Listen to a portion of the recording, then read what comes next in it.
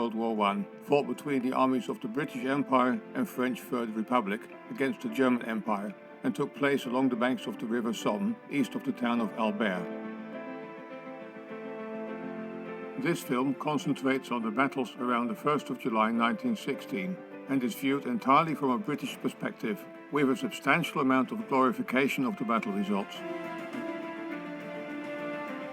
The army of the British Empire is often referred to as Kitchener's army, or even Kitchener's mob, in view of the fact that it largely comprised of volunteers drafted as the result of an aggressive call-to-arms campaign set up by Field Marshal Lord Kitchener in August 1914.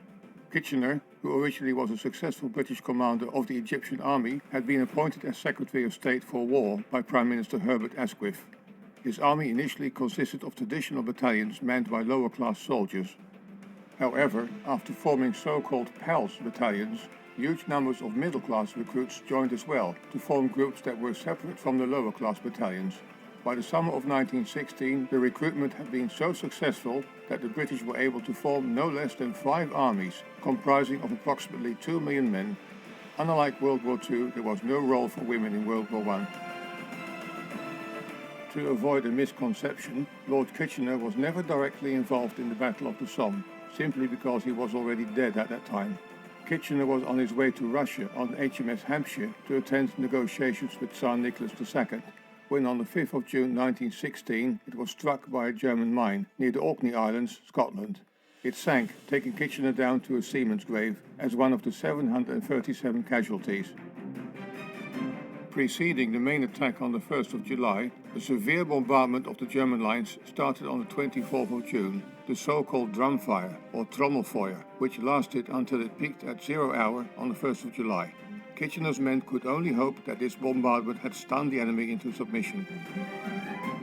Once the attack started, the British and French soldiers were pushed towards no man's land, into a stream of machine gun fire and under continuous bombardments from both sides of the line. Kitchener's men underwent a fate of mixed success and failure, largely related to the leadership, terrain, the width of no man's land and other local circumstances. The losses on the British side were staggering, with 19,420 men dead and 35,493 wounded in that first day. 2,737 men went missing or became prisoner of war, resulting in a total number of losses of 57,000 men. It was the bloodiest day in British military history. In particular at Serre and at La Boisselle, heavy losses were due to strong German resistance.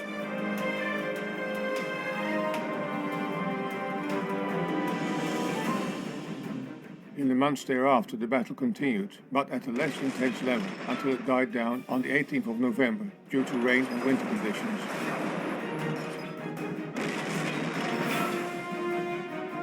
This film starts with splendid shots of battalions preparing for the attack at the end of June, followed by many shots behind the combat lines of men preparing for attacks, resting after the attacks on the 1st of July, wounded men being carried away from the battle scene, being treated for their injuries, and soldiers marching away to regroup for new attacks in the days and weeks ahead.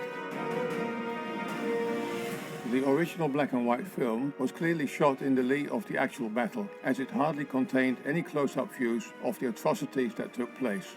In view of YouTube's rules, the remaining short scenes with combat fatalities are not shown. It is quite obvious that the results of the British Army were glorified in the making of this film. This is a 16-minute summary. You will be able to view the full 75-minute film soon on my channels.